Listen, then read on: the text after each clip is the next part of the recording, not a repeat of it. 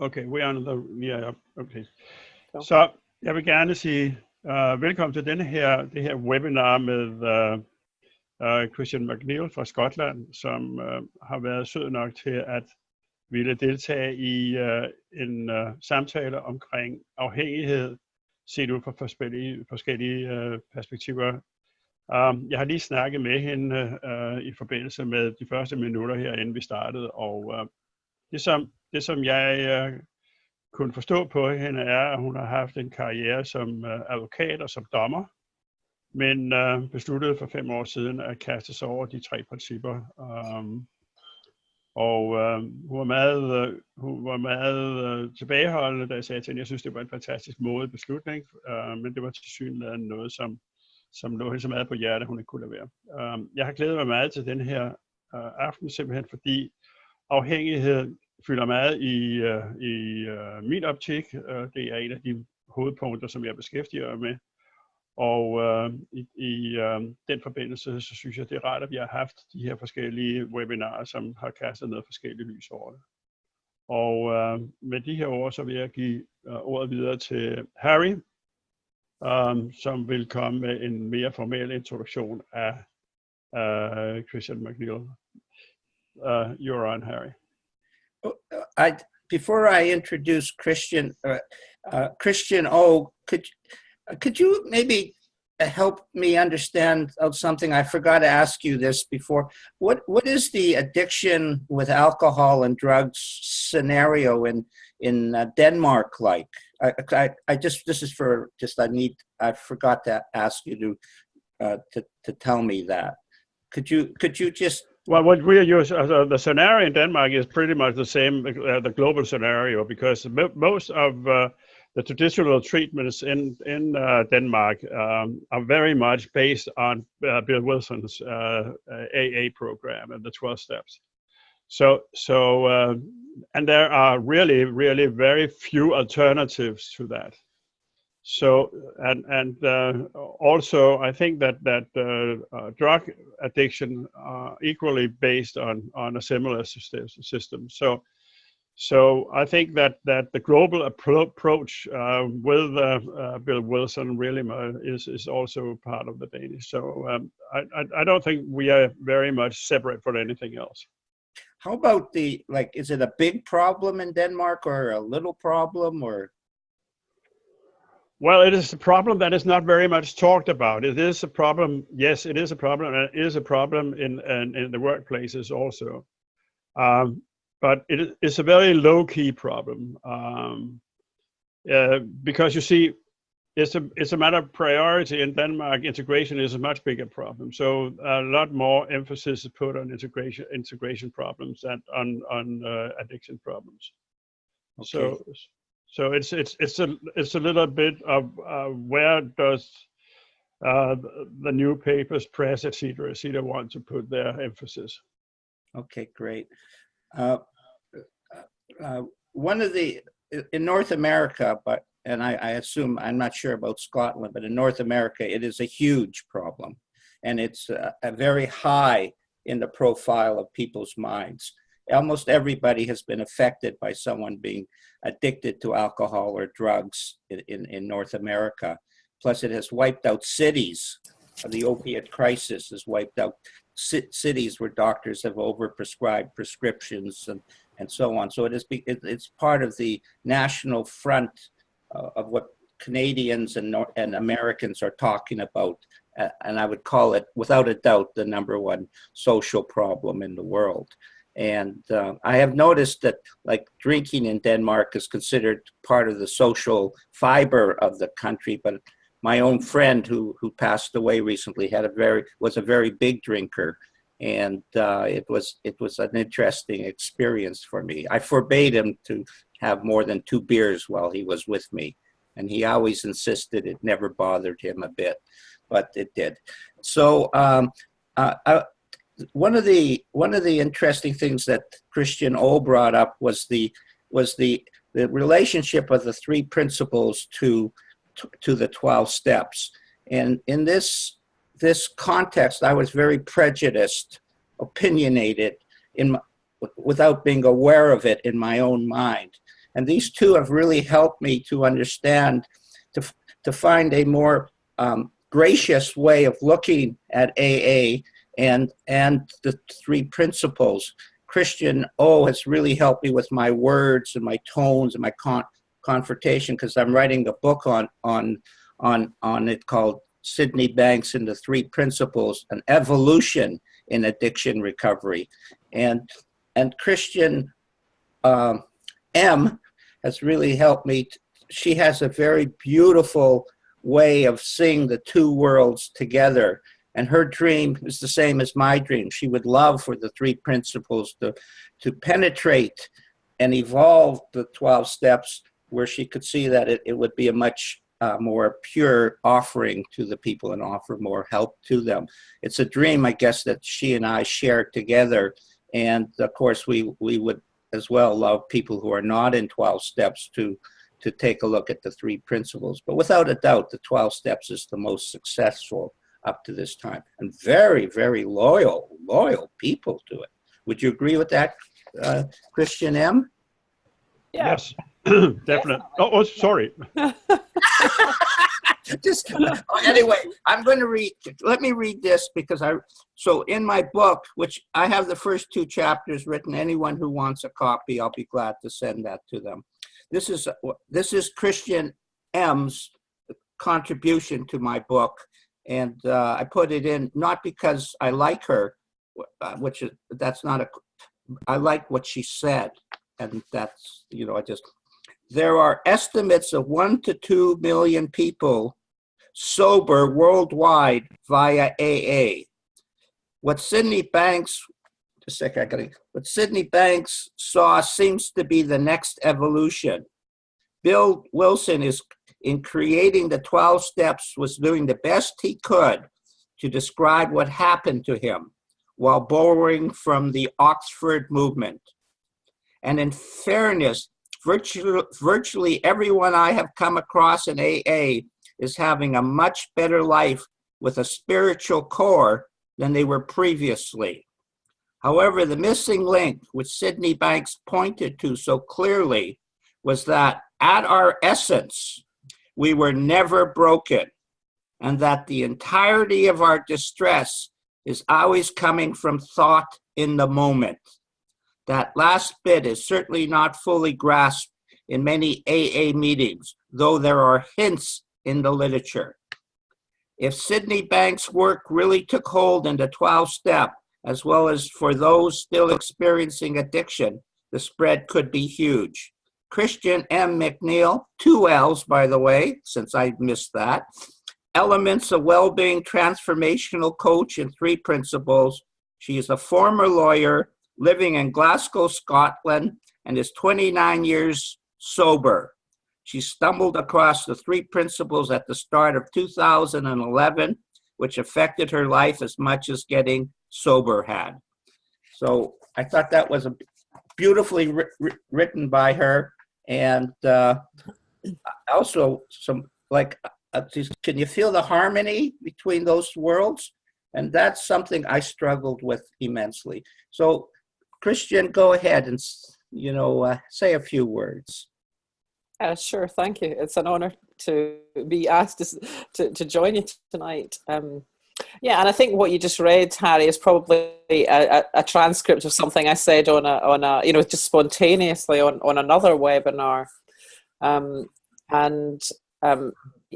Yeah, obviously I do have some kind of significant experience of AA, Alcoholics Anonymous, and I think it is a great place to get sober. And it's strange when you were talking about, what's the situation in Denmark versus the situation in Canada. The situation in Scotland is a little bit different, I think, because drink is a massive problem. But I think we're still in a kind of societal denial about it. I mean, it is the biggest, to my mind, the biggest social problem. And we talk a lot about, there's a lot of talk about drug addiction, which is also, a scourge of its own. But it actually doesn't affect anything like the numbers of people that alcoholism does in Scotland. And although we have treatment centres and so on, they're not, some of them are not even abstinence based. I mean, there's just it's just insane, you know. They and the 12 steps in AA is very much a sort of private enterprise. By that I mean it's obviously not part of the NHS, in that AA is not allied with anything, but it's I mean, a lot of doctors, or we have all these addiction workers and so on, but a lot of them really have turned their faces against AA, and yet produce nothing as effective in terms of getting sober, you know, as AA has delivered. So I'm kind of in a slightly different camp. I mean, I see it as, you know, more effective than some of the alternatives that are on offer here. You know, prescriptions of anti-abuse and, you know, all of that, which seem to be, you know, very symptom orientated, very downstream of the problem. And yeah, and to me, if I mean, AA is where I would send someone, frankly, who had an issue with alcoholism. And I was writing something the other day. I was sort of reflecting on the point where I got sober, and you know, in some ways my life looked functional from the outside. I mean, I was a practicing lawyer. I was in the middle of a trial when it happened. But the inside was a total mess. I mean, I was a sort of emotional wreck, and my personal life was a shambles. And I had tried to cut down and control my drinking, and I just couldn't. I just found that everything I tried to do didn't work, and I would wake up in the morning, make a promise to myself that I wasn't going to drink that day, and then find myself in the pub at lunchtime. You know, I just couldn't, even for one day, follow through on that. And the thing that occurred to me just the other day, you know, even after all these years, you know, I just think you're always learning something new. That one night I was at the weekend, and I caught sight of myself in the shop window, and I just sort of hated what I'd become. You know, I was absolutely plastered, really, really drunk, and I sort of stumbled home, and in that moment, I thought I can't do it anymore. You know, I kind of hit bottom. I surrendered, and it only became clear with insight that in that moment of surrender, something really big changed. And that thing was that I didn't need to drink anymore. And I didn't have any more of that not being able to follow through in promises. I hadn't even made a promise to myself. I just had that, I just can't do this. I just can't do this anymore. And what struck me the other day was, I've known for some time that essentially when something like that happens, those moments of sobriety that people have, those moments of change are insights. They are what we talk about in the 3 principles. You know, it's a change at depth. It's fresh thinking on a subject. It's, you know, it's empowerment. But the nature of the insight I got was not that you can now do controlled drinking or social drinking. You know, that the insight I got was that the desire for this is just lifted out of you. The need to do it at all is lifted out of you. And it may be different for different people, but you know, for me, that abstinence wasn't necessarily the gift I would have wanted. If I'd been able to write my own script, I'd have asked, can I have a glass of wine now and again? But I wasn't. You know, it was like, and there is something of being grateful for the gift that's given. You know, that I've just, because I've got into debates sometimes with people in the three principles community, and as an aside, getting into a debate never really leads you anywhere, let's face it. But you know, some people have the view that the whole of addiction is just a thought, and for me myself, there was also a physical component. There was a thing that changed while I was still drinking, and had been drinking for a few years, which had the effect of once I'd taken one or two drinks, I couldn't stop. I just couldn't, and it wasn't like that at the beginning. I remember distinctly that the moment that changed, and I have no reason to think that that bit has gone away. And that, as I say, I feel very grateful that the gift I was given was one of abstinence, and to me that sort of still makes sense. And it doesn't really matter how anybody else sees it, but I'm very clear on that for me. And I'm also not blasé with abstinence with other people. So yeah, I just wanted to share that with you because it was quite a recent insight. It's interesting, Christian. What came to my mind, everybody who needs a spiritual awakening, which or an insight, experiences, and it brought to mind a native colleague, friend of mine, elder, who was 46 years old and was one of the worst drunks in the native community, which, as you know, was a very big problem, still is. And he was in the pub and drinking as he always was. And he walked into the bathroom and he looked at himself in the mirror and he says, "Oh my God," he was about 40 years old. He says, "I look about 85 years old." He said, and it just scared him like crazy. And he stopped drinking. He had abstinence after that. And of course, his spiritual awakening from that was, he was a very powerful spiritual human being. And he just, he had a very similar route after that insight that you have. Mm-hmm. Yeah, we talk about metaphorically things holding a mirror up to us, but I think the literal experience of seeing oneself in the mirror can be very, very powerful. Especially, I think, when you kind of catch yourself unawares, almost as I did on that night. And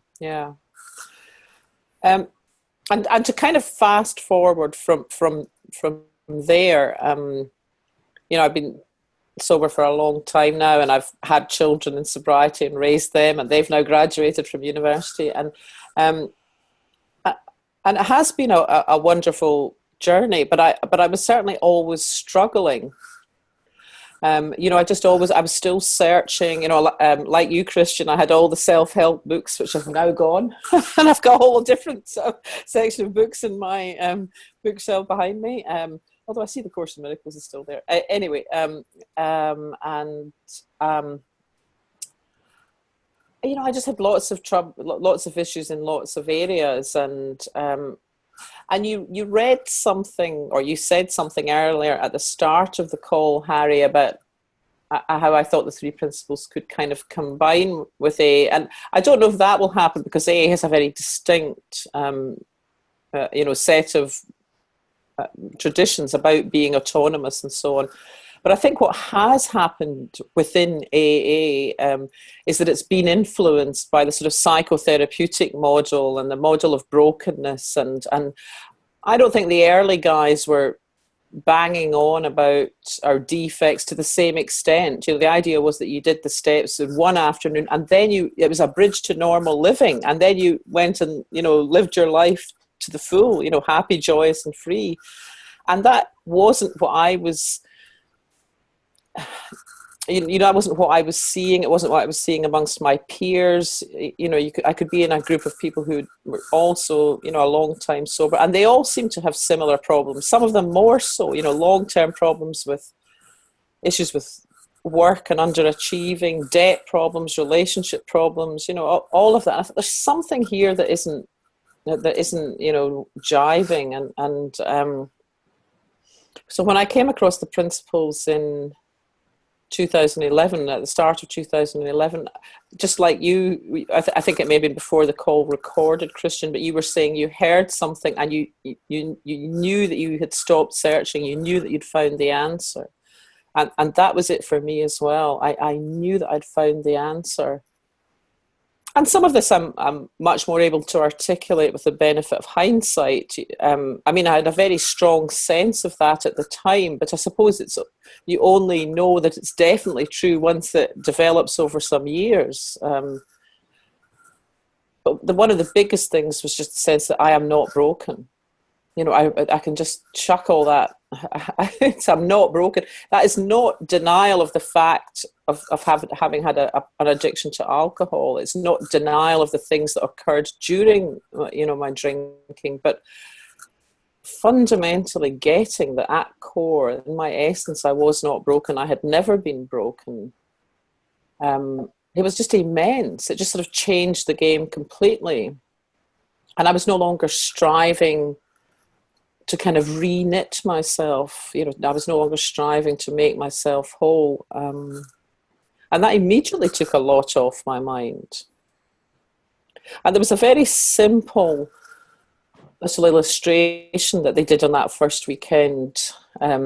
You've probably all seen it, you know, this sort of up and down thing, this idea that human beings go up and down, and, you know, in and out of clarity, or, you know, it doesn't. And I felt such relief when I saw that. I thought, of course, yes, that's what I do. And there's nowhere to get to. I'm already there, and I can live with that. It's okay. I can stop striving for some kind of, you know, linear progression that I was never achieving. Yeah, excuse me. I just, sorry for it.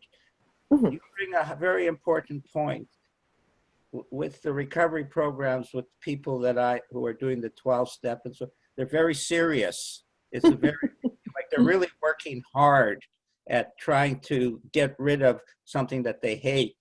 And it's a very serious problem. And what you've honed in on something that's a little bit different with the three principles. It is not so serious. It is more of a healing bombing type of feeling, rather than I have a lot of work to do on myself type of thing. Yeah, I think in fairness, Harry, that not all meetings are like that. And I mean, and for quite a long time, even before I discovered the principles, I had kind of backed off from meetings a bit, because I knew that that reinforcing of the brokenness wasn't helpful. You know, I got that. But I have recently found, I mean, there are a lot of meetings where there's a lot of humor. I mean, you know, that and the best speakers are, you know, are funny, and there's a lot of kind of laughing at oneself, not taking oneself too serious in the meeting. But I think on another level, yes, people are working very hard. And of course they would. If you thought you were broken, and that your happiness or more happiness depended on fixing yourself, well, clearly that's going to be a big, you know, clearly that's going to be a big issue for you. You know, why would you not? Whereas if you know that you're actually fine, and when even you're fine whether you're feeling good or you're feeling bad, then that urgency falls away. And, you know, there isn't anything to be done. That's why I always, when I first started teaching in this recovery program, I would always say, lighten up. You know, you know, it sounds so funny, but, you know, it's hard to talk to such a serious crowd, you know. Mm. You know, especially you'll have to come over here and come to some AA meetings in Scotland. Get a few laughs. yeah. Well, actually, they like my sense of humor, so that's good. Yeah, I'll probably be a big hit. But yeah, I just like one of the feelings that I'm starting to pick up from listening to you. There's a different tone in 3P than there is in the 12 steps, and this tone. Like we're looking, you know, Sid was emphasizing positive feelings, and positive feelings has a light tone to it, or you know, and negative feelings, which is ego, he basically said, once you see what ego is, forget about it, don't talk about it anymore. And that's quite a different type of feel to what we're talking about. In the evolution. And Bill W., by the way, he was spiritual when he had his experience, and he was definitely, as you said, emphasizing the spiritual and beautiful feeling nature of things. But it's a different type of tone. And as soon as you're not broken, I could feel it in you. As soon as you said, "I'm not broken," everything shifted inside of you. And that's pretty beautiful.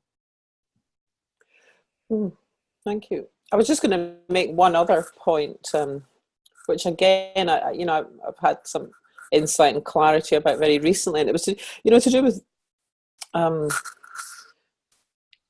resentment, and that AA makes that's a big topic in AA, and a whole meetings on resentments and so on, and it's kind of, and I suppose it's kind of more more of the same, and I think once people understand what Sid uncovered, that that we are only ever thinking, we're only ever feeling our thinking in the moment, there is nothing else, then the whole notion of resentment just disappears of itself. Resentment can only exist if I believe that I am feeling what you did to hurt me. And once I see that, people might have done things that we would call hurtful in the past. People might behave very badly, or even, done things that were physically damaging. Those things might have occurred. But there's such freedom in knowing, irrespective of what occurred then, in this moment, the only thing I can feel is my own thinking. And whether or not I'm aware of that thinking. And that was really, that was immense for me, because before I understood that, it didn't make sense to me to try to forgive people who'd hurt me.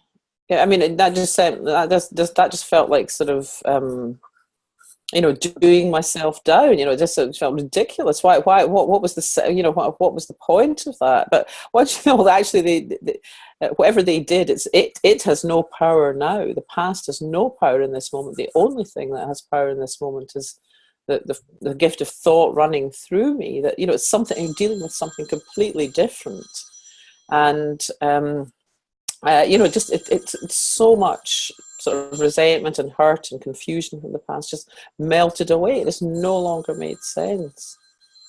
I'm sorry, I've got a phone ringing this, and so I'll go off in a second. Sorry about that. I think that's it going now. Could you that part alone is immense. Sorry, Harry, carry on. No. I think it's at the essence of the evolution of 12 steps. You're right. There'll never be, certain people will embrace the three principles, but as a movement, it will not. But in the essence of what is a breakthrough evolution, what you were talking about, thought creating a feeling, or the fact that it was a flowing thing inside of yourself. To me, that is the essence and the missing link, as Sid talks about, between the spiritual and the psychological. Yeah. And it's the essence of the change, because I see people in my recovery program, they come to a class and their level of consciousness goes way up. And they've got it. They've got it. But of course, they don't understand what you just mentioned about thought. And then they go back into, then they go to a psychotherapy, a 12-step, a Christian thing. And before you know it, I see them next week or 2 weeks or 3 weeks later. And it's I feel like what you just said is the essence of the breakthrough evolution that we're trying to allude to. I would like to add something, because I think that the main contribution of the three principles is really that it takes the victim story out of the addiction equation. Mm-hmm. And this, if you don't have the victim story anymore, the addiction collapses. Mm. So I think that is one of the really benefits is that addiction, to my way of thinking, cannot exist without a victim story. I like that. I'll be revisiting the recording and writing that phrase down. Wouldn't you agree? Wouldn't you agree that victim story is a very integrated part of the addiction behavior? And I also think it's the bit that is, wider than addiction. It's the misunderstanding that leads to so much unhappiness and trouble everywhere, so much distress everywhere. But yeah, I love how you put that, Christian. Me too. Thank you. I think that another thing which we've just been dealing with a couple of smoke addictions with the lighter versions of addiction, but anyhow, it can be equally tough to get rid of. I got a letter back or a mail back from one of these persons that we have had, and what he said was that he was so amazed because he really didn't understand what the hell was going on. And frankly, I didn't either. But it worked wonders. And but the thing was, I never ever mentioned his smoking as a problem. So what I said to him is that I think we successfully avoided making our conversation intellectual. Which I think is one of the major steps to success, is really avoiding the intellectualization of the conversation of the problems.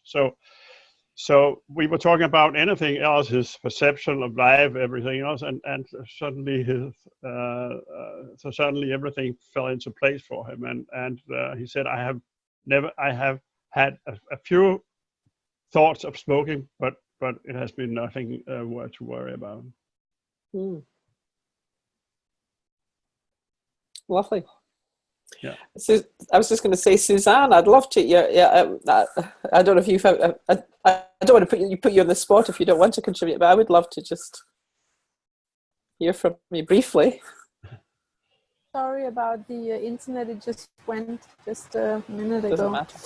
Well, I was just thinking because my father was alcoholic when I was a child, and he stopped drinking when I was 18. And when I was 29, I got my son, and like 10 months after, I had not like a breakdown, but at least I had to go to a psychiatrist or psychologist, because I had it was very important for me to have control over my life and what I did, and you can't do that when you have a child. So I went there, I talked to her, and that was the first time that somebody told me that to live with an alcoholic in your family, it can have an effect on the whole family. And that was the first time somebody told me that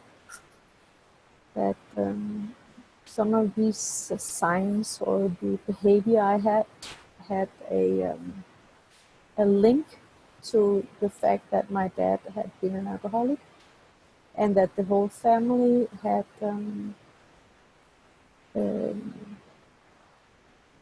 lived his life, or at least always been alert to whether he was drunk or not, or always have my eyes towards my mother. How did she react? And that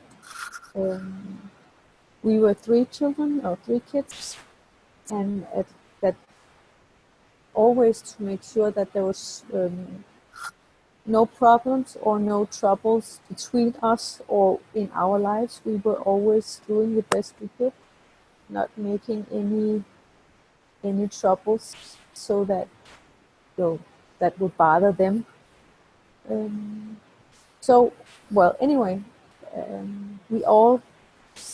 My dad stopped drinking when they got a divorce, and then we didn't see him for 10 years. But the rest of us started in Al-Anon and Elateen and went did the 12-step programs, all of us, and my mother as well, and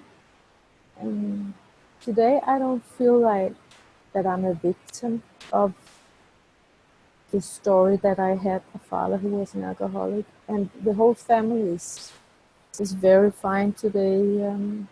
I have a nice time with my father every Thursday, and we can all be together, and everything is fine in that way. But still, I feel that even though I'm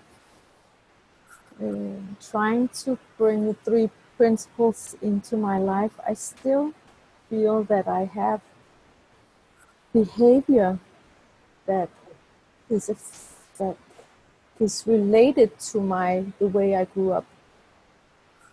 Actually, I was together with Christian earlier today, and we talked about the thing about always fixing everything for other people,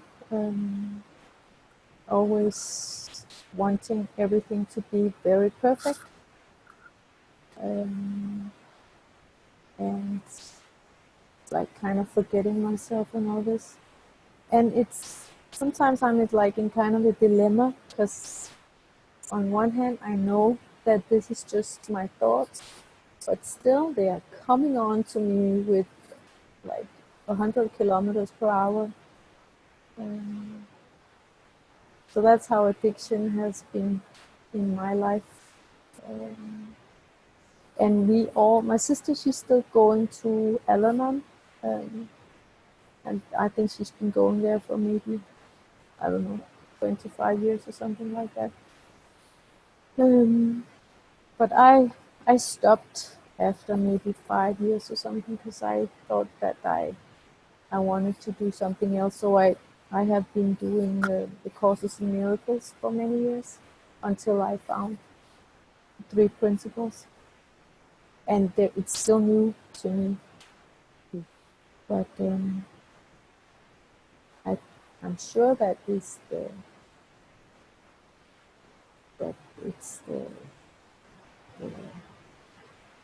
the way for me. The 3 principles is the way for me. But I still think that my history of growing up with an alcoholic has an impact on my life today.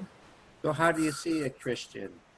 I was just going to ask a question of you, Susanne.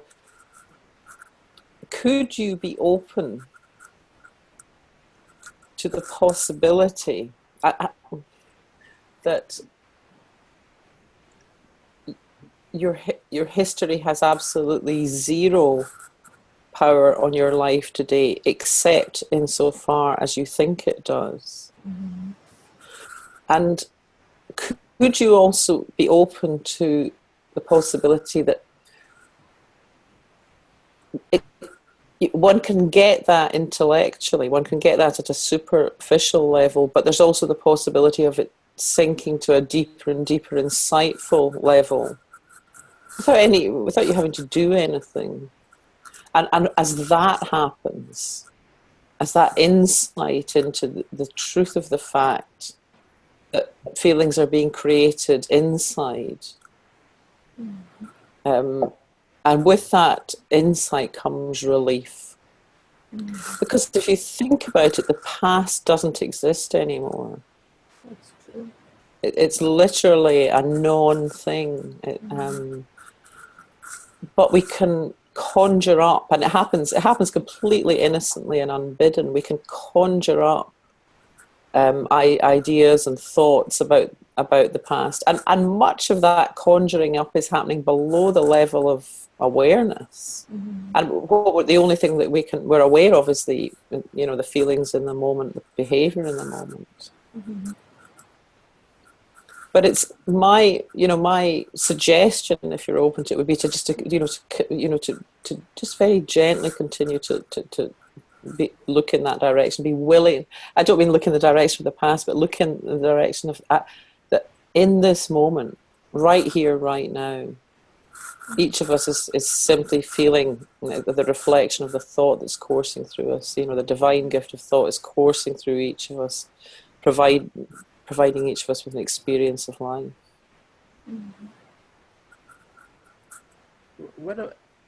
Maybe I'll say a few things about this. Please. Yeah, we're just going to discuss. It's just a discussion. We're not, like, when I was young, my father had a very violent temper. And when I grew up, I actually thought having a temper was normal. And so I had a very... Is it not? This was an excessively violent temper. Yeah, and cute, and so I thought it was normal. And then when I was in with my ex-wife for 20 years in my relationship, I had a lot of temper, which affected our relationship and affected the kids a tremendous amount. And I thought it was normal because I would just explode, and then the tension and the relief would come from me, and I'd feel great. But I just noticed that everybody else didn't look so good about it, you know. But I couldn't understand. Hey, I just let the steam off, and it was fantastic. And then one day I had a blind spot. So in one sense, in living in the now, you're free of the past. 100% true. That's 100% what Sid is talking about. Living in the now frees you from all psychological past experiences. Higher level of consciousness frees you from all experiences of the past. But we have blind spots. I have blind spots, and I had a big blind spot in it. And it wasn't until I had an insight, a deeper understanding of what it was, when I saw what I was doing, which was basically I was taking care of a little native kid who had a violent temper. And while he was having this violent temper, I noticed everything he said was, to use Christian's words, bullshit. And and I never say anything like that.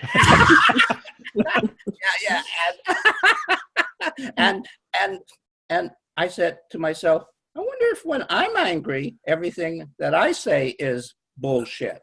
And of course, I came to the conclusion it was, which totally changed. So once I had a revelation or an experience about my blind spot, it was very easy to let it go.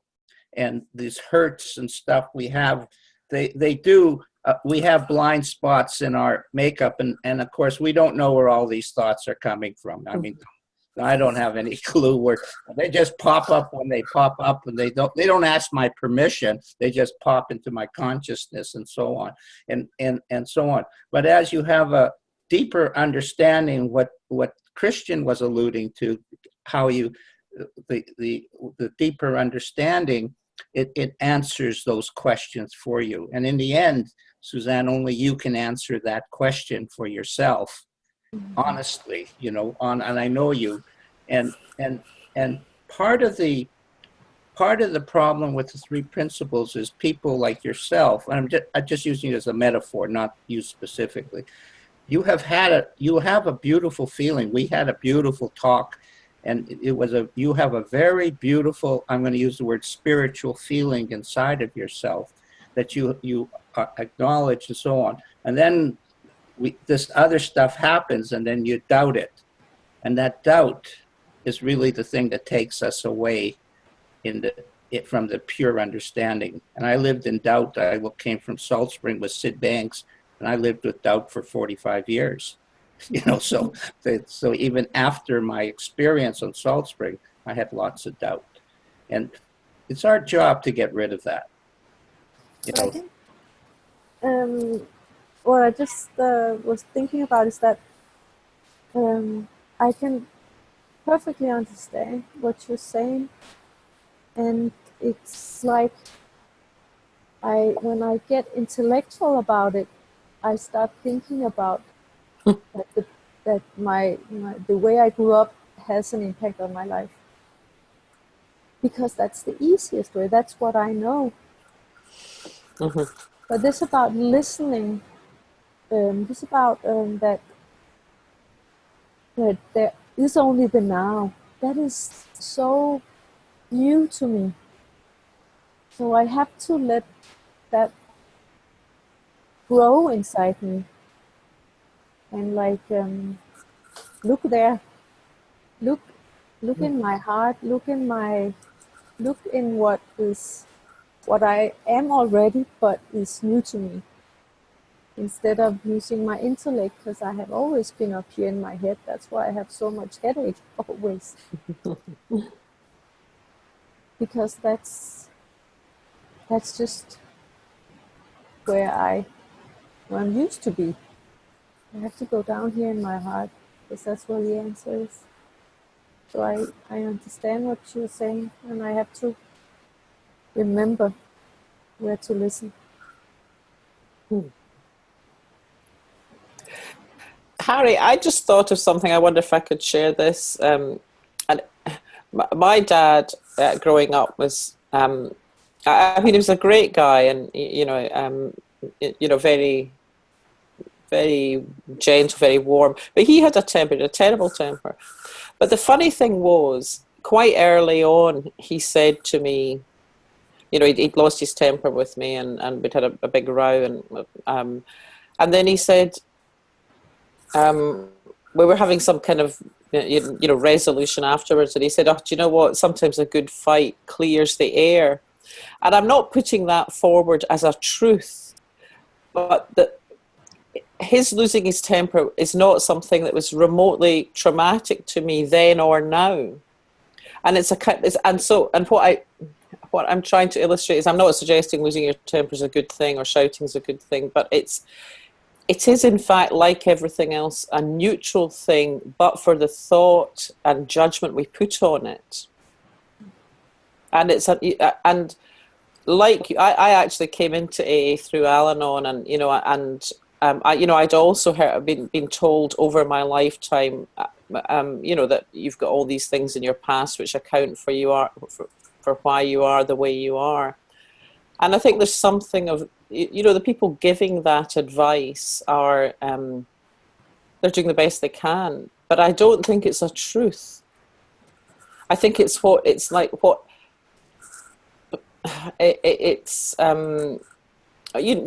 it's part of what can inform the things that we learn and the things that we buy into. But not everybody does. There's just there is this element of impersonality. Especially, well, I was going to say of choice almost, not even choice, but in each individual has so 4 kids like in my family growing up in the same environment have 4 completely unique takes on life, or there are 4 very different takes on life, and it's recognizing that, and it's not to try and aspire to be like someone else or anything like that, but it's just recognizing that the biggest difference, the biggest thing that accounts for that difference is thought. We've all just got different streams of thought running through us, different beliefs and values, and all of which are just more examples of thought. And once one sees that, there's a sort of freedom in it for me. There has been for me massively, really massively. Same for me, Christian. As the level of understanding grows, the impersonal or neutrality of these experiences are experienced.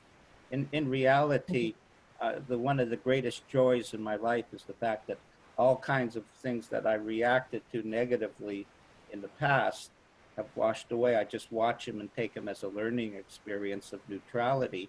And it's actually quite a joyful, wonderful thing, because there's a pot of gold at the end, something I didn't understand, but I'm not personally upset about it.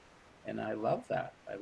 It's that stability has allowed me to relax with life. One of the things I just noticed you said, Christian, is that, which I do a lot, I judge my thoughts a lot. I still have to work on that.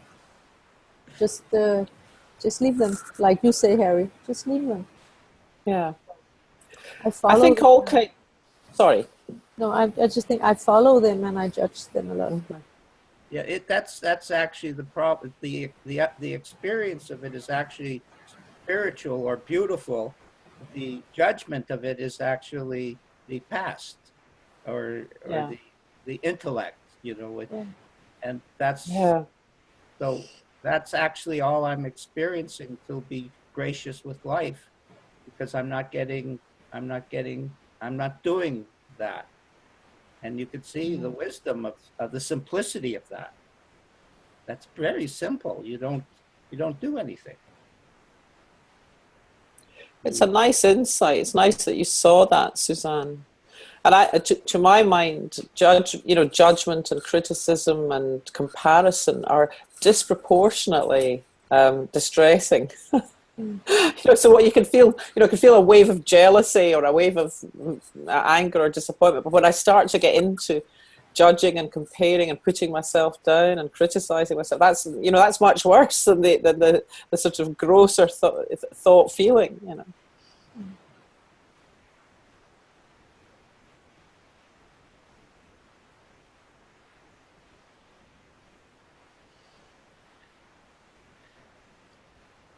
I'm going to tell this. This is beautiful, by the way, what we're doing here. This is really, really beautiful.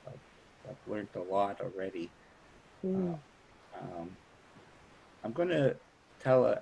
I was talking to Scotty from Miami yesterday, and he told me this analogy of AA and the three principles, and I think I'm going to tell this. This is quite a simple story, but it really revelated.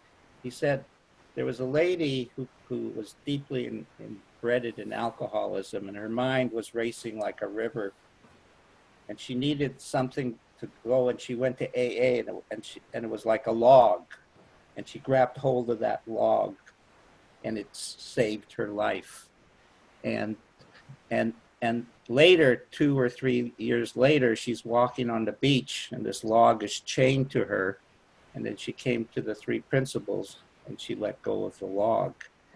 And in some ways, anything that becomes a form in what we are worshiping becomes a log that prevents us from being totally free of our thoughts and our links, our hooks, I guess, our hooks to the form. And since Sid is talking about the formless nature of the principles and the formless nature, the spiritual nature of the principles, there's nothing for our mind to hook onto. And that, Suzanne, is the difficulty in the three principles is you can't get them. I don't even know, like these three precious principles are guiding me beautifully. I don't even know them. I don't even know what they are. I on one level, I have a sense of them guiding me, but I don't really know what they are. They're too vast, too big. And when we're talking about formlessness and trying to get it in form, you could see that that's impossible. It's kind of like a guy trying to find out the unified theory of the world through looking through a microscope. Well, the microscope is part of what he's, part of the reality that he's trying to take a look at. So we in one of the peaceful feelings I have with the three principles is you never ever come even close to the end of them. And that's what Sid loved about him, was that for him too, it was an endless journey of fascination, learning, and self-enrichment. And at that point, you just sort of become accepting of that. And I noticed that when I started to teach in a non-three principle setting, I was teaching a lot of people, big professional people.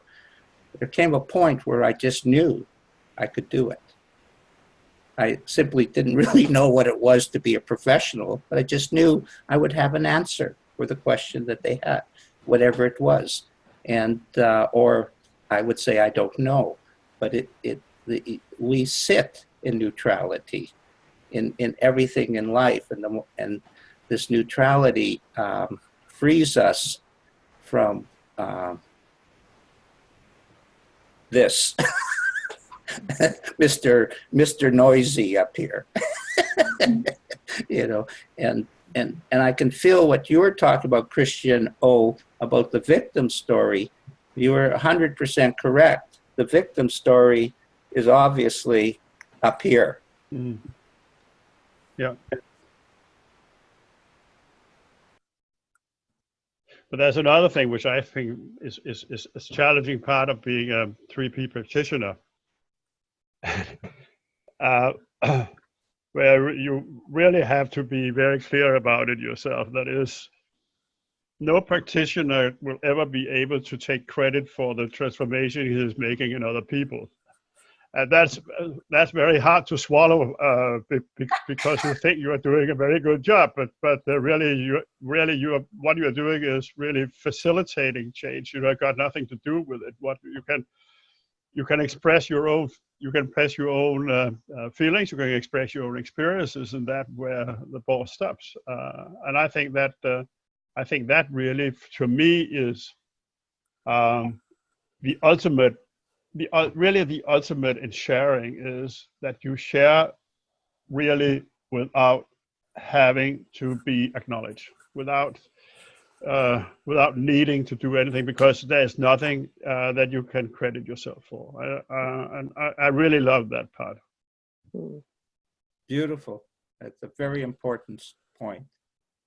Again, that was one of the things on that first weekend that I heard, I'd heard ideas about the answers are within, but it was presented as this kind of, like a riddle, it didn't mean anything. But the first weekend of 3 principles, this sense of everybody has their own answers within, it made, I knew that was true, and it began to make sense for me. And what I also kind of knew or got at that time was, and that's going to become clearer and clearer to me. I just had a sort of, I had just some clarity about that, and I love that. I think that's very attractive to people. That it's it's astonishing how having an understanding of the principles can unlock all those answers within. Yeah, exactly. And allow us to, when we're teaching, when the student goes higher than yourself, to be able to not get too insecure about that. The greatest compliment, as Christian said, is the transformation. But as long as I'm higher, but the beauty of this is it doesn't work like that. It works not a time related, moment related. Person hears something. With 1.5 years ago, I wrote a book called "You See the World as You Are," and it was a collection of aphorisms covering the different aspects of the 3 principles. So really, I have written a lot of aphorism about something that I really didn't understand, and that was. That was really very clear because nobody that read the book understood it either. So maybe you need to do a revised version. It was incredible. It was really incredible. So that was not very successful. But for me, it was a rather nice process. It was a part of your evolution. Yeah, you could say that. When you revise it, do an English edition. Do you want me to send it to you? It's in English. Yeah. Yeah. I think I have an English layout for you. Oh, so yeah. No, I'd love to. Can you see, Suzanne? It's a big joke. Yeah.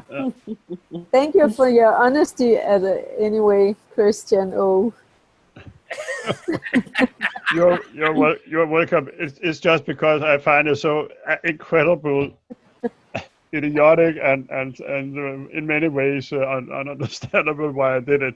But I did it because I had fun at the moment. So anyhow, it was okay.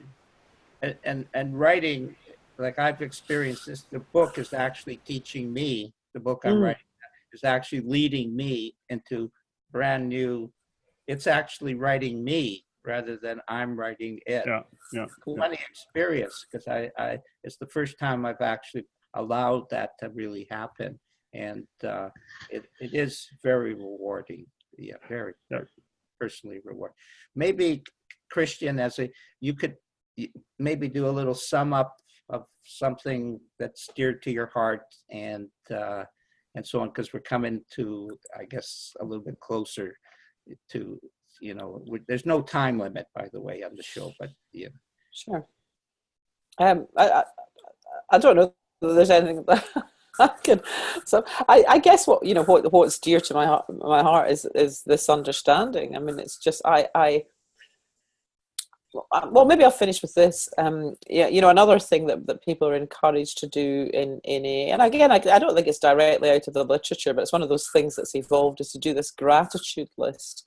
And I mean, that was another thing that I never found particularly useful or transformative, because if I wasn't feeling grateful and I made a list of all the things I should be feeling grateful, I mean, immediately I'm into judgment, like, why am I not feeling grateful when I've got so much?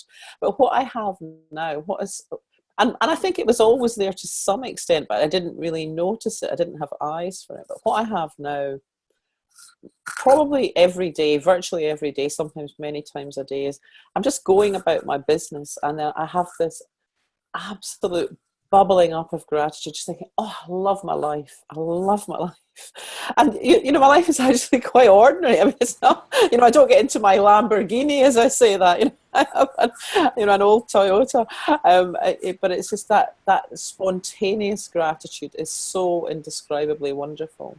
And, when it comes and goes, I'm not trying to hang on to the feeling. I know there'll be another one along, it is such a delightful feeling to have, and to have, eyes and awareness for it, to feel grateful and know in this moment that I'm feeling grateful is a wonderful thing. So maybe that would be a good place to leave it, Harry. Well, that's and it's beautiful. been very nice to be here. That's beautiful. Yeah, the feeling of gratitude, in my opinion, is the number one feeling in the world, in spirit. If you haven't got gratitude, you have nothing. Nothing. And when I gave up my gratitude, when I was listening to Sid Banks, I gave up my gratitude for what he was teaching me. I stopped growing, period. And because of the gratitude. And now, like you, Christian, those feelings pour into me every day, and they're precious. They're absolutely precious. They're like, oh. It's like going on holiday. I'm feeling of gratitude. Yeah, going to New Zealand on a feeling is a feeling of gratitude, and so on. And yeah. Good. May I just finish off by saying that, to my way of thinking, this has been one of the greatest discussions we have had since we started, Harry. And I am so grateful, in order to keep in line with all your gratefulness. I am so grateful that you turned up. I think you have been a wonderful acquaintance, Christian, and I really hope we'll be in touch in the future. Oh, definitely. Let's stay in touch, all of us. Let's do that. Thank you very much, everybody. I will just stop the recording, and then you can